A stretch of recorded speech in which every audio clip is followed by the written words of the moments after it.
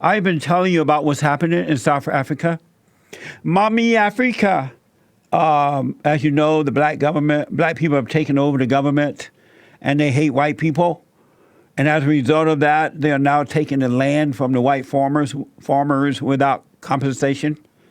White Boers are under attack on a daily basis. Murder, all types of things are happening. And because it's happening to white people from black people, the world doesn't really care. Well, some people in the world doesn't care. But if it was the other way around, it would be primary news all day, every day. And so we're trying to keep this in the forefront because this is evil, it is wrong, and it's not going to turn out very well for South Africa and for the country, for the world at large. Because if we allow this to happen in South Africa, it will happen here in America. And my concern is that if we don't wake up, people of color are going to take over the government in America, and we're going to have the same thing happening here because white people hate it in this country. I have with me Daan Barnard, and he is a South African Boer and co-creator of the website helptheboer.com, BOER.com. And we're going to give that out again. Danie, thank you for coming on. I appreciate it. Jesse, thank you very much for having me on your show. I'm a big fan of your show. I always watch it when Willem is on your show and always some of your other episodes. We are very big fans of you here in South Africa, and we really appreciate what you are doing for us. You're welcome, man. Thank you so much. I'm sorry for what's happening there, what you guys are going through. Before I get into my questions, update us, what's happening there now? How's the situation? Jesse, it gets better by the day. As you all know, I'm not sure how many of your followers know that I made a Boer Testimony video a few weeks ago. I think it was on the 27th of October, where I made a video addressing President Donald Trump about what's going on. Because as soon as he spoke out about the situation in South Africa, the left-wing media in our country and in your country immediately attacked him. Yeah. I just saw the look on my mother's face, the disappointment in her face, and that's why I decided to do that video. And I never in a million years that I expected that it would go viral in the way that it did, and all the love that we have got from all over the world. I would just like to say thank you guys for that. We really, really appreciate it, and it really does make a huge difference if you guys support us in this way. Just by sharing the information helps us out a lot already, because there's so many people against us, and we need to get the truth out to the people. Tell the folks how to get to it. And I was going to ask you about the video. I'm aware of it. Tell the folks how your testimony, how can they get to see that video? It's still pinned on my Twitter feed, so they can just go onto my Twitter. My Twitter is DANBARNARD. So Daan Barnard, that's my Twitter. So it's still on there, and it's also on YouTube. If people just go and type in Boer Testimony, they will find the video. And something big happened last night, because a few days ago, Joe Rogan actually tweeted about the situation in South Africa and shed some light. And immediately, like everyone who speaks out on this topic, he was attacked. And I tweeted at Joe Rogan with that video of mine, and I said, Joe, thank you very much for shedding light on our situation. And here's a short little video that I made for President Trump. And he actually retweeted that tweet, and it got, again, it went viral. So it just continues. Divine intervention just keeps on looking out for us, and we really appreciate it. Just for the record, folks, there's no E in Barnard. It's Barnard. Barnard. It's DANNBARNARD. DANBARNARD.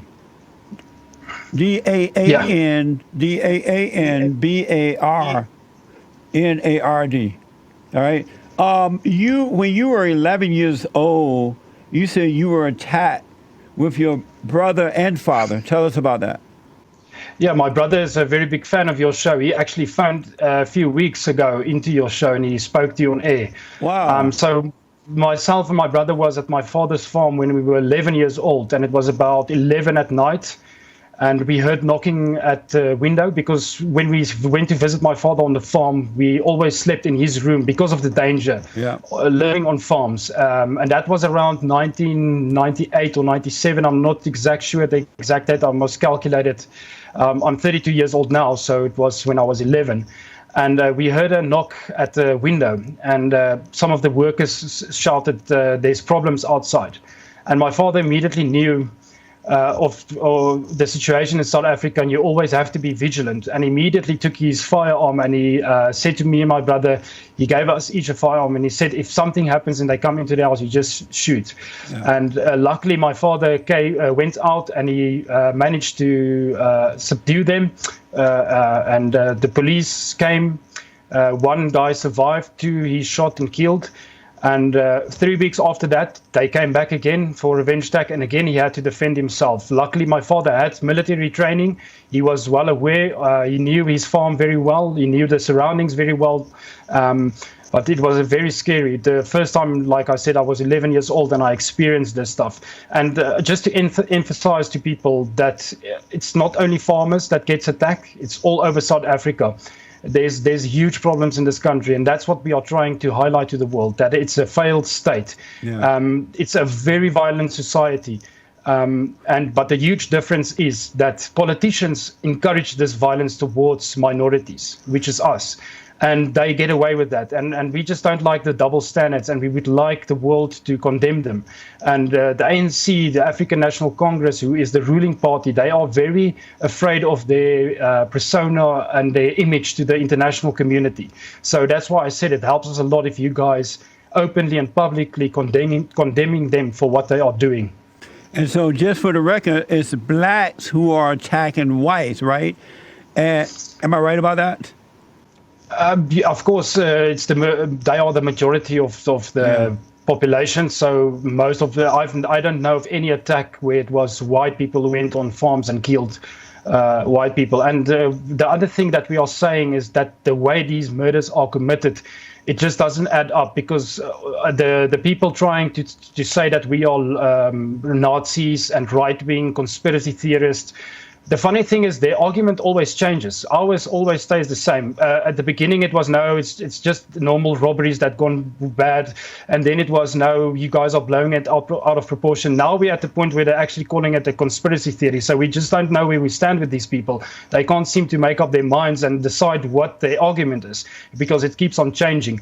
But like I said, the way that these murders are committed is the most horrendous things you guys can ever imagine, where they burn people alive, they burn children alive, they crucify children to kitchen tables, they rape children, they boiled one kid alive in boiling hot water. There's many cases which you guys can go research for yourself, and that's what I also said in the video. We do not try to spread any information, false information. We just ask you guys to do your own due diligence when you hear about the topics around South Africa, and do your own research. Do not let people tell you what's going on. Do it yourself. We are all very intelligent human beings. God gave us all minds and brains to think for ourselves, so use it and just do your own due diligence. I read that they wrote 666 and White Devil on the walls with William, great aunt and great uncle. Is that true? That is blood. True. They wrote that in blood. That is very true, Jesse. That was, like you said, Willem's family was attacked that way, and that was written in blood against the walls. One thing about South Africa that people do not really understand, a lot of the population are what you guys might call voodoo or black magic. They call it here, the political correct way of addressing it or calling it would be traditional healing, which they call sangomas. So they do these practices and they listen to these people, and these people tell them the craziest things, and they really believe it. For instance, when they have AIDS, they tell them if you go and have sex with a virgin, with a child, you will be cured from AIDS. So they go for the youngest of young children, which is sometimes toddlers, infants, to rape them to make sure that they are virgins, hoping that they will be cured from AIDS. So that's amazing, man. So once they killed William's great aunt and great uncle, they took the blood of the aunt and uncle, and that's what they wrote this on the wall with their blood, right? Yeah, it was with their blood, as I remember correctly from Willem's story.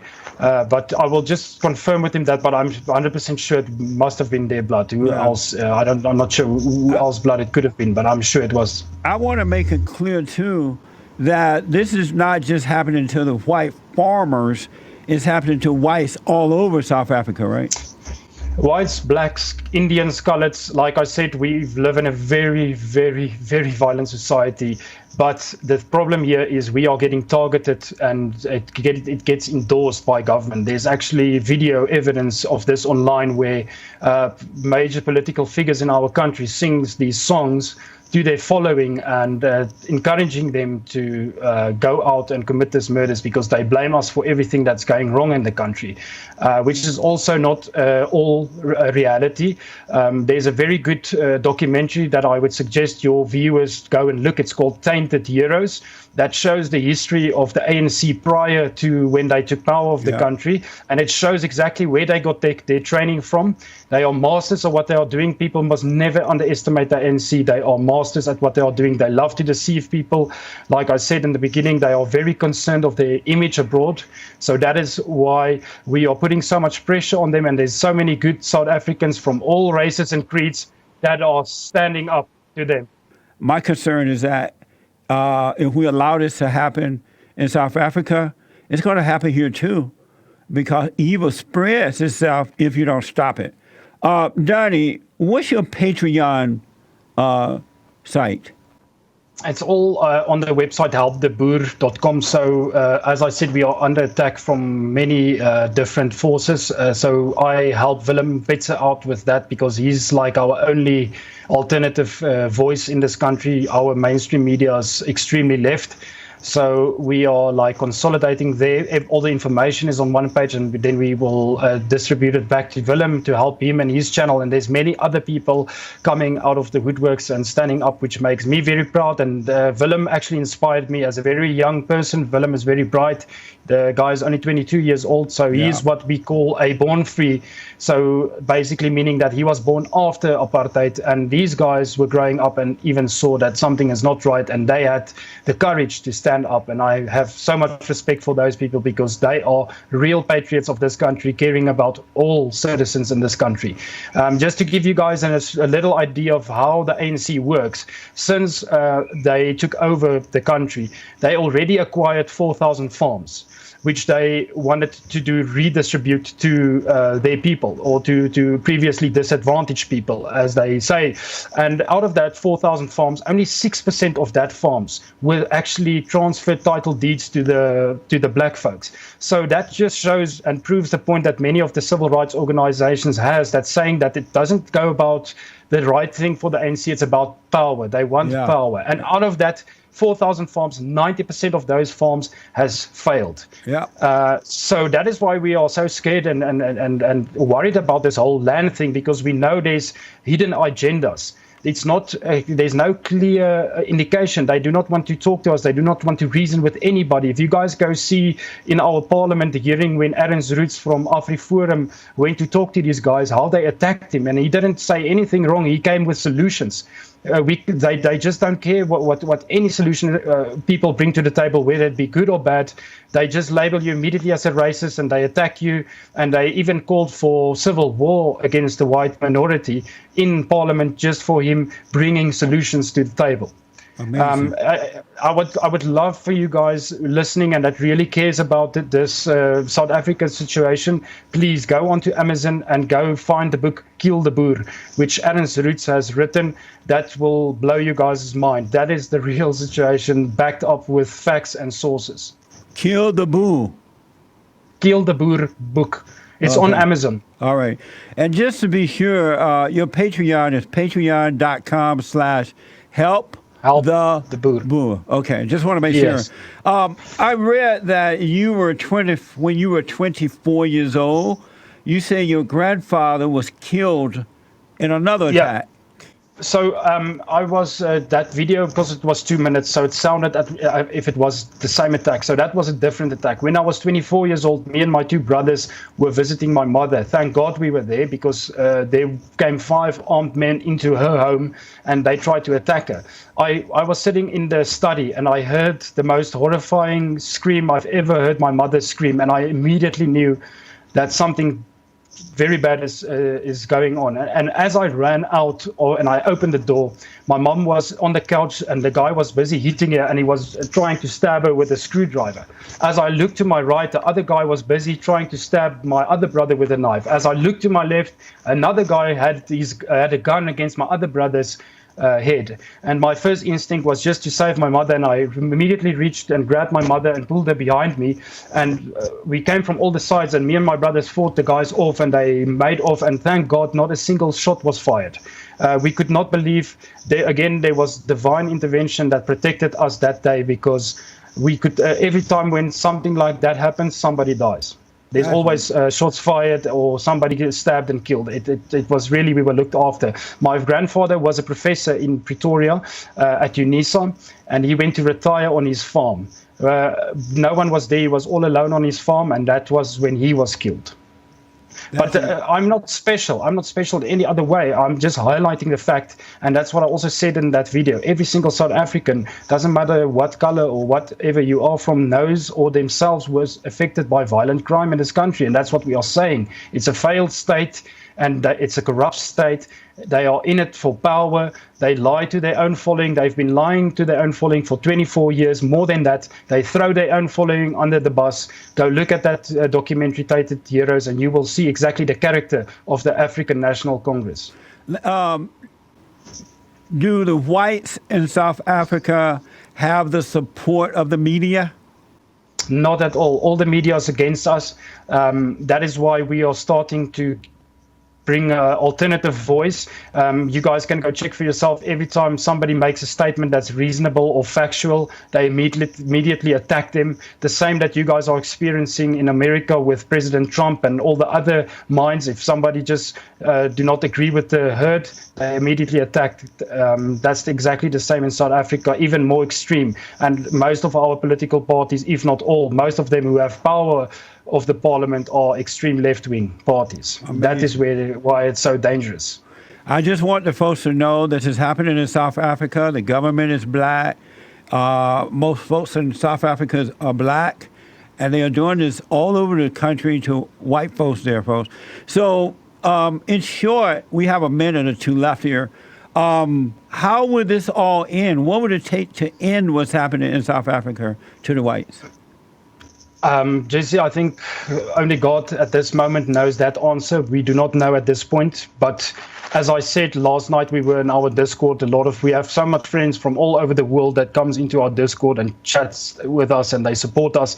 And everyone got very negative in the chat last night, and people got raising their voices, and people got frustrated. And I just said to them, guys, let's just be positive. I think we have achieved so much already. Always look at the glass half full, and just as I said it 20 minutes after that, Joe Rogan retweeted that tweet and it opened up again, and we must just keep on the pressure. Remember, pressure creates diamonds. Yeah. So pressure, we must pressure them and expose them for who and what they are. And as Willem always says, facts fear no investigation. Bring it on. What's your website again? It's helptheboer.com. Amazing. Man, I'm praying for you guys, and whatever we can do to help, let us know. And anytime you have something you need to report, let my producer know. We'll have you on the show. Thank you, JC. And your producer is also in our Discord, and we are on your Discord, and we appreciate your work. Thank you very much. God bless. You're welcome. God bless you. Thank you for coming on. Thanks. All right. Amazing. Absolutely amazing, folks.